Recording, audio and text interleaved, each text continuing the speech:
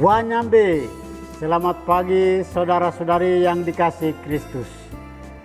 Mari kita mengawali hari baru dengan mendengarkan firman Tuhan yang diambil dari Injil Markus pasal 2 ayat 13 sampai dengan 17. Tuhan bersamamu. Inilah Injil suci menurut Markus. Sekali peristiwa, Yesus pergi ke pantai Danau Galilea dan semua orang datang kepadanya. Yesus lalu mengajar mereka. Kemudian ketika meninggalkan tempat itu, ia melihat Lewi anak Alfeus duduk di rumah cukai. Yesus berkata kepadanya, "Ikutlah aku." Maka berdirilah Lewi, lalu mengikuti Yesus.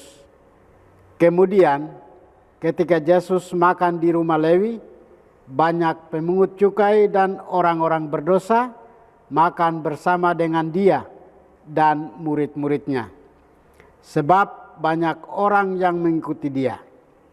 Waktu ahli Taurat dari golongan Farisi melihat bahwa Yesus makan bersama dengan pemungut cukai dan orang berdosa, berkatalah mereka kepada murid-muridnya, "Mengapa gurumu makan bersama dengan pemungut cukai dan orang berdosa?" Yesus mendengar pertanyaan itu dan berkata kepada mereka, "Bukan orang sehat yang memerlukan tabib, tetapi orang sakit. Aku datang bukan untuk memanggil orang benar, melainkan orang berdosa." Demikianlah sabda Tuhan. Saudara-saudari yang dikasihi Kristus, tema yang akan kita renungkan pada hari ini adalah misteri panggilan. Dalam bacaan Injil hari ini, Yesus memanggil seorang pemungut cukai yang bernama Lewi. Bagi orang Yahudi pada waktu itu, para pemungut cukai dinilai sebagai orang pengkhianat dan pendosa. Mereka termasuk kelompok yang patut disingkirkan. Namun, Yesus mau mendekati mereka. Walaupun orang-orang Farisi dan ahli-ahli Taurat yang memiliki kesombongan rohani mengkritik Yesus karena mendekati orang-orang berdosa, Yesus tetap mendekati dan bahkan mau makan bersama dengan mereka. Misi Yesus sangat jelas bahwa yang paling utama bagi dirinya adalah penyelamatan jiwa-jiwa, terlebih bagi mereka yang lemah dan berdosa. Yesus dengan penuh kasih sayang mendekati, menjamah, dan membebaskan dari belenggu dosa mereka. Yesus selalu memanggil mereka untuk sungguh-sungguh mengikutinya. Bagi Yesus, mereka adalah kaum yang harus didekati dan diselamatkan. Dan inilah disposisi batin Yesus. Bukan orang sehat yang memerlukan tabib, tetapi orang sakit. Aku datang bukan untuk memanggil orang benar, melainkan orang berdosa. Saudara-saudari, setiap orang punya rangkaian perjalanan hidup dan panggilan masing-masing yang dijalaninya. Perjalanan panggilan tersebut ada yang sudah direncanakan dan ada yang tidak direncanakan. Kadang-kadang kita sendiri pahami apa yang kita jalankan atau lewati, sekalipun kita sudah memiliki rencana. Kisah Injil hari ini bercerita tentang panggilan Matius anak Alfeus sang pemungut cukai. Matius memiliki jalan hidupnya sendiri. Sebuah pilihan yang diambilnya adalah untuk menjadi seorang pemungut cukai. Dia memiliki itu untuk mengabdi penjajah Romawi dengan risiko dianggap sebagai pengkhianat bangsanya sendiri. Itulah pilihan hidupnya. Itulah pekerjaan yang dijalani. Itulah risiko yang diambil.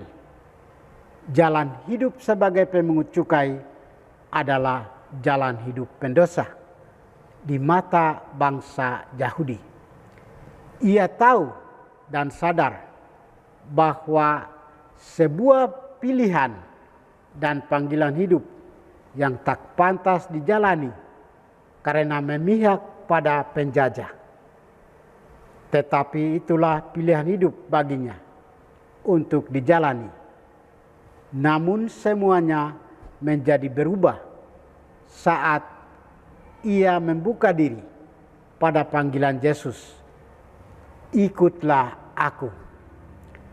Kekuatan sabda menarik Matius ke dalam lingkaran para murid Yesus dan menjadikan dirinya sebagai manusia baru, yaitu bukan lagi sebagai pendosa, melainkan menjadi seorang murid, terutama menjadi seorang murid Yesus.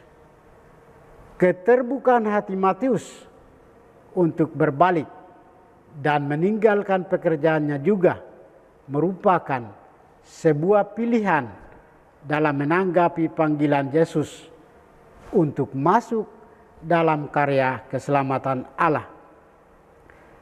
Kemauan untuk membuka diri dan kemauan untuk berani meninggalkan pekerjaan lama adalah jalan baru menuju kehidupan yang sesungguhnya.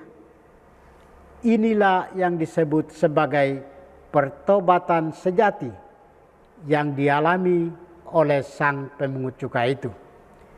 Dia juga mendapatkan sebuah misteri panggilan hidup karena apa yang sebelumnya ia tidak pikirkan menjadi kenyataan. Sebab bagi Allah tidak ada yang mustahil. Saudara-saudari, marilah berjuang untuk selalu mengikis kesombongan rohani yang membahayakan iman kita. Kita belajar dari Imam Agung kita yang turut merasakan kelemahan-kelemahan kita. Kita belajar untuk membuka diri dan rela merangkul saudara-saudara kita yang lemah.